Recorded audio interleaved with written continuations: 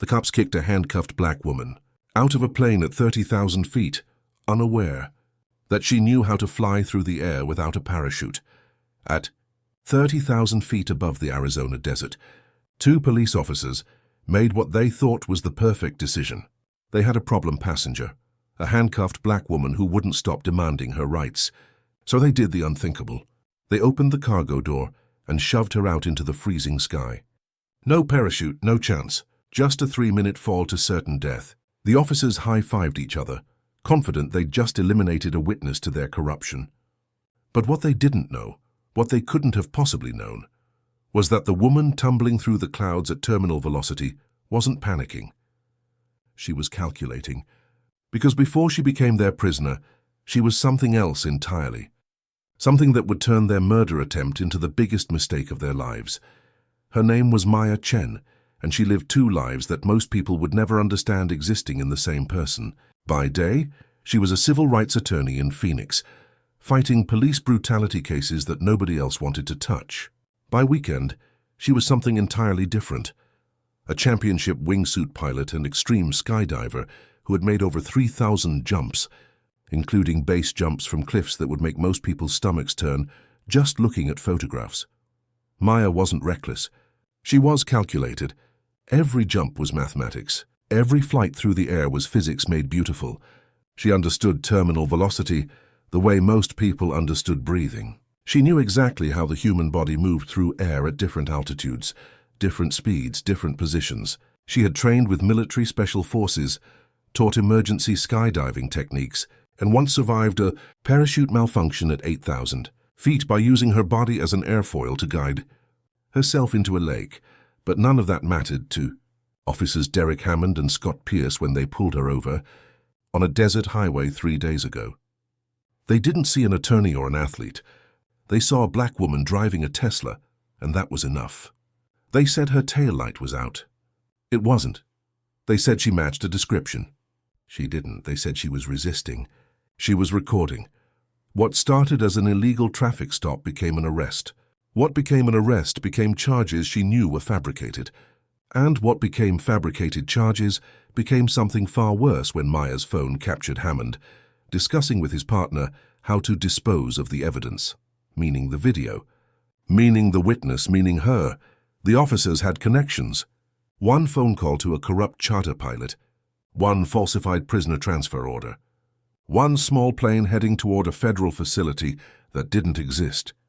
Maya knew something was wrong the moment she was shackled and loaded into that cargo plane. She knew it with certainty when she saw there were no other passengers, no official marshals, just two officers who kept whispering and checking their watches. At 30,000 feet, she finally understood. This wasn't a transfer. This was an execution. Hammond moved first. He stood up from his seat, his hand resting on his belt with the casual confidence of a man who had never faced consequences for anything in his life.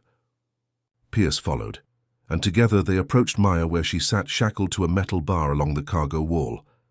The plane's engine roared around them, drowning out everything except the pounding of her own heartbeat. "You know what happens to people who record cops?" Hammond shouted over the noise, leaning close enough that she could smell the coffee on his breath. "They have accidents." Maya's mind raced through her options. Her hands were cuffed behind her back. Her ankles were shackled together. She was secured to the plane's frame with a chain that would require a key she didn't have.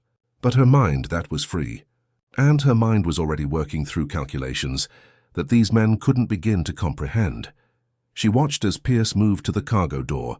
He grabbed the emergency release handle, and even through her fear, Maya noticed everything. The altitude indicator on the wall read 30,000 feet. The temperature gauge showed minus 40 degrees outside. The plane was moving at approximately 180 miles per hour. All relevant data, all potentially useful.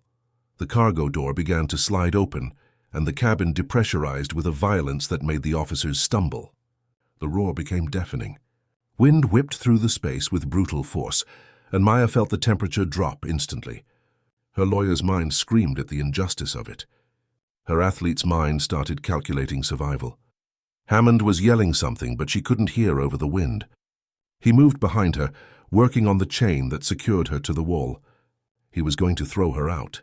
They were actually going to murder her, and make it look like she somehow escaped custody and jumped. No body would ever be found in the vast Arizona desert. Just another missing person. Just another black woman the system failed to protect. The chain came free. Pierce grabbed one arm, Hammond the other. They lifted her to her feet, and Maya let her body go limp, buying herself seconds to think. Her hands were still cuffed. Her ankles were still shackled. But they were moving her toward that open door, toward the screaming void of sky beyond. She had perhaps 10 seconds before they pushed her out. 10 seconds to make peace with what was about to happen. But Maya wasn't making peace. She was remembering her training. She was remembering a technique she'd learned from a Russian instructor in Siberia, a desperate maneuver called the bound fall that skydivers practiced but hoped they'd never need. A way to control your body through the air even with your limbs restricted. It had a 30% survival rate. Maybe. The officers reached the door. The wind tore at Maya's clothes, her hair, her breath. Below her was nothing but empty sky and certain death. Hammond looked at Pierce. Pierce nodded. And together, without ceremony, without hesitation, they shoved her out into the void. Maya fell, and as the plane disappeared above her and the ground rushed up from impossibly far below, one thought crystallized in her mind with perfect clarity. She had 3 minutes to do the impossible. Or these men would get away with murder. The officers didn't wait to watch. They sealed the door, high-fived, and started planning their story. They had no idea that falling through the sky below them, Maya had already twisted her body into an aerodynamic position. Her shackled hands behind her back actually helped, providing a rigid point around which she could control her spin. Her bound ankles made her body more streamlined, reducing drag.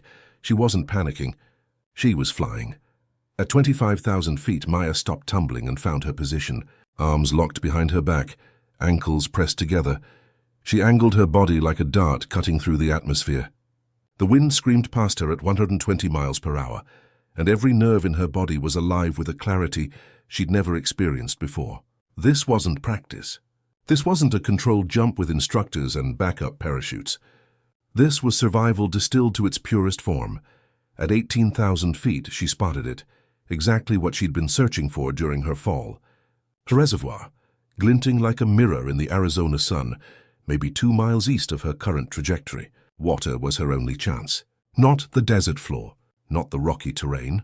Water. But she was falling at terminal velocity with no parachute, no way to steer except her own body, and shackles that limited every movement.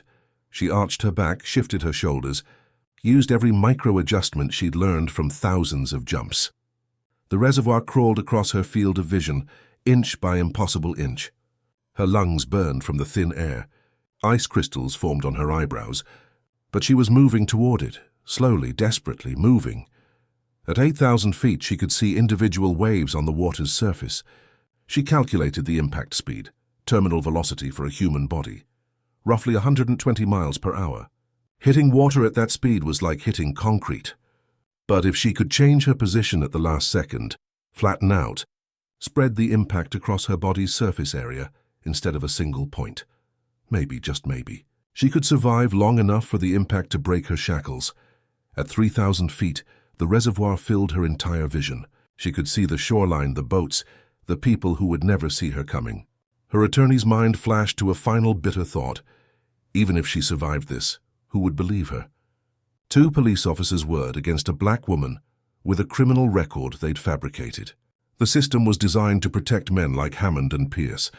At 500 feet, Maya tucked into a pike position, then at the last possible second, spread her body flat like a skydiver, deploying a parachute that didn't exist. She hit the water at 120 miles per hour. The impact shattered the handcuffs. The force snapped the ankle shackles. Every bone in her body screamed. The water swallowed her whole, pulling her down into darkness as shock tried to shut her consciousness down. But Maya Chen didn't survive 30,000 feet just to drown. As the reservoir's cold darkness surrounded her, one thought burned through the pain: she was alive. And now she was going to make them pay. Maya surfaced, gasping, broken shackles sinking into the depths below her. A fisherman saw her struggling and pulled her to shore, calling for help. By the time paramedics arrived, she had already memorized every detail she would need. The plane's tail number, the exact time, The officers' badge numbers burned into her memory from 3 days of captivity. Hammond and Pierce landed 2 hours later, confident and relaxed. They filed their report. Prisoner escaped during transport, likely perished in the desert. They went home to their families. They slept well that night. Maya spent that same night in a hospital bed, her body battered but unbroken, calling every news outlet that would listen. At first, nobody believed her. A black woman claiming police officers threw her from a plane? It sounded impossible, insane, until she provided the tail number, until investigators found the charter company's records, until her phone, waterproof and still recording in her pocket, was recovered and showed everything. The video went viral within hours. 20 million views in a day. Hammond and Pierce were arrested within 48 hours, charged with attempted murder. The charter pilot turned witness for a plea deal. The whole corrupt network they'd operated in for years began to unravel with a single thread pulled by a woman who refused to die quietly. But here's what stayed with Maya long after the trials ended, long after the convictions, long after she became a voice for reform. Those officers never saw her as human, not as an attorney, not as an athlete, not as someone's daughter or sister or friend.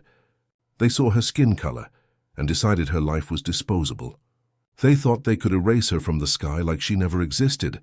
How many others had they erased who couldn't fly? How many voices were silenced in deserts and back roads and dark alleys by people who wore badges and believed they were untouchable? Maya survived because she had skills most people don't possess. But survival shouldn't require the impossible. The question that haunts us isn't just about 2 corrupt cops. It's about a system that made them feel safe enough to open that cargo door in the first place.